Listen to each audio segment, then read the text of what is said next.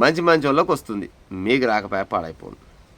మీరు ఇక మారరా, మార్పు రానే రాదా మీలో అని రేవంత్ రెడ్డి అనే ముచ్చట, నేను చెప్పే ముచ్చట కాదు, పేపర్లో వచ్చిన ముచ్చట చెప్తున్నా, ఈయనే ప్రయత్నం చేయరు. మీరు మారరా, ఇక శాఖల మధ్యలో సమన్వయమే ఉండదా, మీరు ఎలా పనిచేస్తున్నారో అర్థమవుతుందా? హైదరాబాద్లో ఏ రోడ్డు చూసినా చెత్తా చెదారమే, ఆ పరిస్థితి ఎందుకు వచ్చింది? గీంత ముచ్చట కూడా నేనే చెప్పాలన్నా మీకు అని రేవంత్ రెడ్డి అంటుండు. శాఖాధిపతులే అలసత్వంగా వ్యవహరిస్తే ఎలా? మెరుగైన వ్యవస్థను తీసుకురావాలి. టీమ్స్ పనులపై గతంలో చెప్పిన వివరాలే మళ్ళీ చెప్తారా? క్షేత్రస్థాయిలో ఒక్కరైనా తిరిగి రారా? పలు శాఖలపై సమీక్షల్లో అధికారుల మీద ముఖ్యమంత్రి రేవంత్ రెడ్డి తీవ్ర ఆగ్రహం వ్యక్తం చేస్తుండు. ఈడ రేవంత్ రెడ్డి గారు, మీరు అనుకుంటున్నారు ఈ రాష్ట్రానికి ముఖ్యమంత్రి నేను, నా మాట ఇరకుండా వస్తున్నాయి అంటే నువ్వేత నీ పేగుడు ఎంత అంటోళ్ళు పాడైపోని మీ కాంగ్రెస్ పార్టీలోనే ఉన్నారు. లేరా ప్రజలారా? వీళ్ళ మంత్రులలో లేరా? వీళ్ళ ఎమ్మెల్యేల లేరా? వీళ్ళ మాట ఆయన, ఆయన మాట ఈయన, అధికారులు ఏమి పాడవుతారు చెప్పురు. ఇక ఇదంతా గతిలేని సంసారం చేస్తూ కానీ శృతిలేని సంసారం చేయొద్దు అనేది నేను రోజుకు ఒకసారి గుర్తు చేస్తూనే ఉన్నా ఈ మాట. ఇప్పుడు గీంత ముచ్చట కూడా నేనే చెప్పాలన్నా అంటే మరి ఎట్ట పాడైతుంది? ఇప్పుడు అపోజిషన్ పార్టీలు ఏమంటారంటే హేమ్మగా చెత్తకు కూడా ముఖ్యమంత్రి చెప్తున్నట్టు అని ఏమంటే చేస్తూనే ఉంటాడు డిజిటల్ ఒక దిక్కుంగా. ఎట్ట చేయాలి, ఎట్ట పోతే ముందర పడతామన్న ఆలోచన లేదు.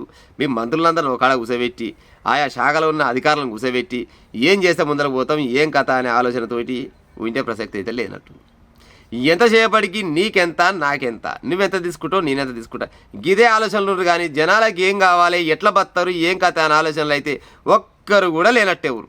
పైగా ఏమనంటే ఆడు దున్నపోతా అంటాడు, ఈయన లంగా అంటాడు, ఆడు దొంగ అంటాడు, ఈయన ఏరియాలో పోయి ఆలేలు పెడతారు, ఆల ఏరియాలో పోయి ఈలేలు పెడతారు. ఎమ్మెల్యేల పని మినిస్టర్లు చేస్తారు, మినిస్టర్ల పనులు ఇంకో పెద్ద మినిస్టర్ చేస్తుంటాడు. ఏడు ముచ్చట ఆయన ఏడేసిన గొంగడి ఆయనే ఉన్నది. రోజుకు కాంగ్రెస్ పార్టీల రోజుకు ఐక్యత అనేది తగ్గుతున్నట్టుంది, కానీ వాళ్ళ ఐక్యత అనేది ఒక దగ్గరికి అయితే అయితలేదు. నేను మొన్న చెప్పినా మళ్ళీ కూడా చెప్తున్నా, ఈ కాంగ్రెస్ పార్టీని కథం పట్టాలంటే కేవలం కాంగ్రెస్ పార్టీలతోటి అవుతుంది, ఇక వేరే పార్టీలతోటి కాదు. ఇంట్లో ఏక నెంబర్ ఉంటారు ఈ కాంగ్రెస్ పార్టీలా. ఇది రాష్ట్ర స్థాయిగానే కాదు, మండల స్థాయిగా గ్రామ స్థాయిగా కూడా ఉంటుంది. ఒక ఆయనకంటే ఇంకొక ఆయనకు పడదు. ఆయన చెప్పిన పని ఈయన చేయడు, ఈయన చెప్పిన పని ఆయన చేయడు. ఎందుకంటే ఆయన చెప్తే ఆయన ఏడ ముందర పోతాడో, నాకు వచ్చే రూపాయి ఆయనకి ఏడొస్తుందో అనేది అది గ్రామ స్థాయి నుంచి మండల స్థాయి వరకు, మండల స్థాయి నుంచి రాష్ట్ర స్థాయి వరకు ఏడ చూసినా కానీ కాంగ్రెస్ వాళ్ళ దాంట్లో పెద్ద పెద్ద లీడర్స్ చేసే ముచ్చట గిట్నే ఉంటుంది. కార్యకర్తలు అయితే ఏక నెంబర్ ఉంటారు, వాళ్ళు గట్టినే ఉంటారు, కానీ పెద్ద లీడర్లు మాత్రం ఎంతసేపటికి స్వార్థాలతోటి నిండుకపోయినా రాజకీయం చేస్తుంటారు. ఒక ఎమ్మెల్యే ఉంటాడు, ఒక ఎమ్మెల్యేకు ఏదైనా పని ఉందనుకో, ఆ ఎమ్మెల్యే ఇష్టపూర్వకంగా చేద్దామని అనుకునే లోపే మినిస్టర్ పైకి లేలు పెడతాడు. మీరు అక్కడ ఎట్టబోతారు?